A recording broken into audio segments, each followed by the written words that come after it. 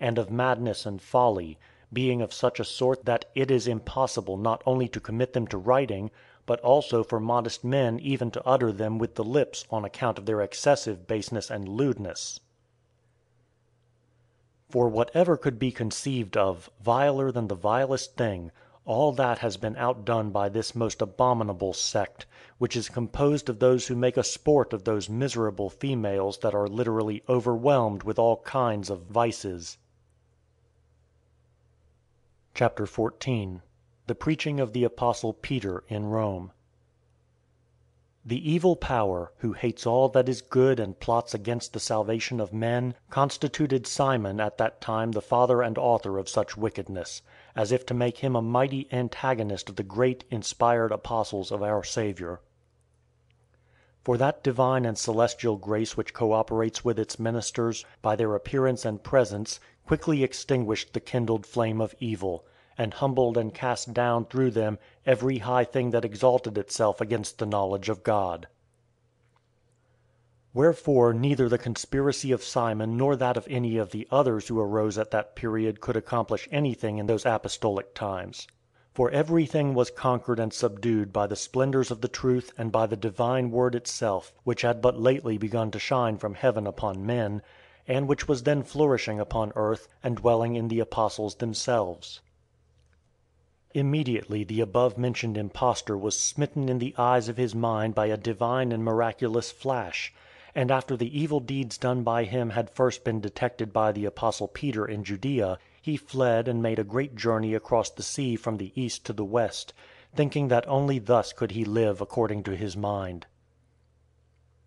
And coming to the city of Rome, by the mighty cooperation of that power which was lying in wait there, he was in a short time so successful in his undertaking that those who dwelt there honored him as a god by the erection of a statue.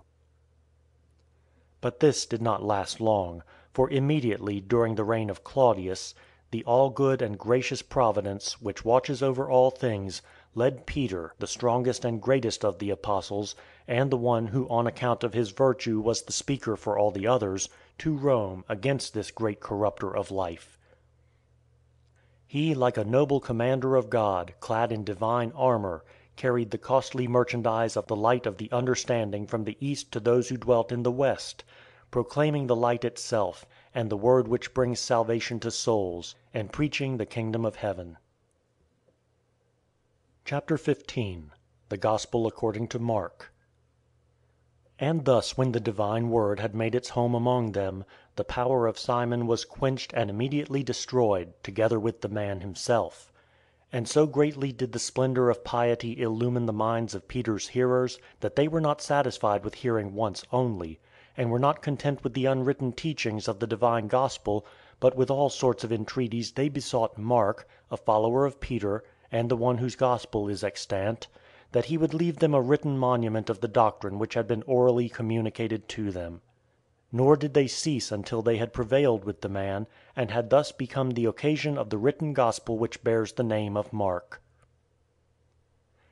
And they say that Peter, when he had learned, through a revelation of the Spirit, of that which had been done, was pleased with the zeal of the men, and that the work obtained the sanction of his authority for the purpose of being used in the churches. Clement, in the 8th book of his Hypotyposes, gives this account, and with him agrees the bishop of Hierapolis named Papias. And Peter makes mention of Mark in his first epistle, which they say that he wrote in Rome itself, as is indicated by him, when he calls the city by a figure Babylon, as he does in the following words: "The church that is at Babylon, elected together with you, saluteth you, and so does Marcus my son." Chapter 16. Mark first proclaimed Christianity to the inhabitants of Egypt.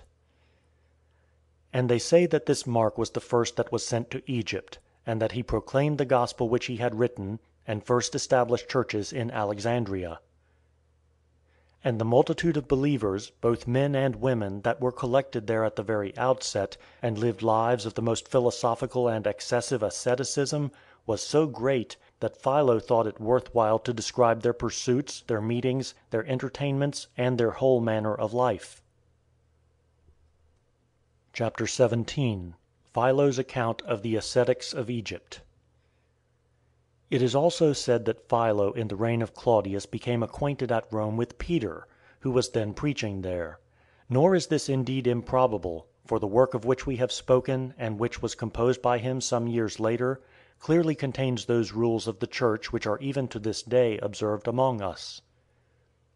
And since he describes as accurately as possible the life of our ascetics, it is clear that he not only knew, but that he also approved, while he venerated and extolled the apostolic men of his time, who were as it seems of the Hebrew race, and hence observed, after the manner of the Jews, the most of the customs of the ancients. In the work to which he gave the title On a Contemplative Life, or On Suppliants, after affirming in the first place that he will add to those things which he is about to relate nothing contrary to truth or of his own invention, he says that these men were called Therapeuti, and the women that were with them Therapeutides. He then adds the reasons for such a name, explaining it from the fact that they applied remedies and healed the souls of those who came to them, by relieving them like physicians of evil passions, or from the fact that they served and worshipped the Deity in purity and sincerity. Whether Philo himself gave them this name, employing an epithet well suited to their mode of life, or whether the first of them really called themselves so in the beginning, since the name of Christians was not yet everywhere known, we need not discuss here. He bears witness, however, that first of all they renounce their property. When they begin the philosophical mode of life, he says, they give up their goods to their relatives, and then, renouncing all the cares of life, they go forth beyond the walls and dwell in lonely fields and gardens, knowing well that intercourse with people of a different character is unprofitable and harmful. They did this at that time, as seems probable, under the influence of a spirited and ardent faith, practicing in emulation the prophets' mode of life.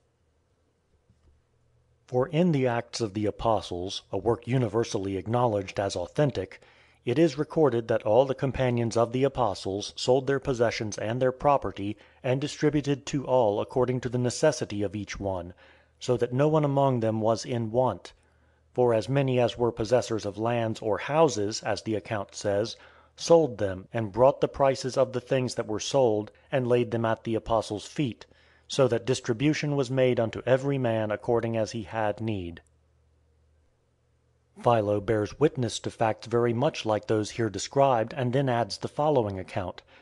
Everywhere in the world is this race found, for it was fitting that both Greek and barbarian should share in what is perfectly good. But the race particularly abounds in Egypt, in each of its so-called nomes, and especially about Alexandria. The best men from every quarter emigrate, as if to a colony of the Therapeutes' fatherland, to a certain very suitable spot which lies above the Lake Maria upon a low hill excellently situated on account of its security and the mildness of the atmosphere. And then a little further on, after describing the kind of houses which they had, he speaks as follows concerning their churches, which were scattered about here and there. In each house there is a sacred apartment which is called a sanctuary and monastery, where, quite alone, they perform the mysteries of the religious life. They bring nothing into it, neither drink nor food, nor any of the other things which contribute to the necessities of the body, but only the laws, and the inspired oracles of the prophets, and hymns, and such other things as augment and make perfect their knowledge and piety. And after some other matters he says, the whole interval, from morning to evening, is for them a time of exercise, for they read the Holy Scriptures, and explain the philosophy of their fathers in an allegorical manner, regarding the written words as symbols of hidden truth which is communicated in obscure figures. They have also writings of ancient men, who were the founders of their sect, and who left many monuments of the allegorical method. These they use as models, and imitate their principles. These things seem to have been stated by a man who had heard them expounding their sacred writings. But it is highly probable that the works of the ancients, which he says they had, were the Gospels and the writings of the Apostles, and probably some expositions of the ancient prophets, such as are contained in the Epistle to the Hebrews, and in many others of Paul's epistles. Then again he writes as follows concerning the new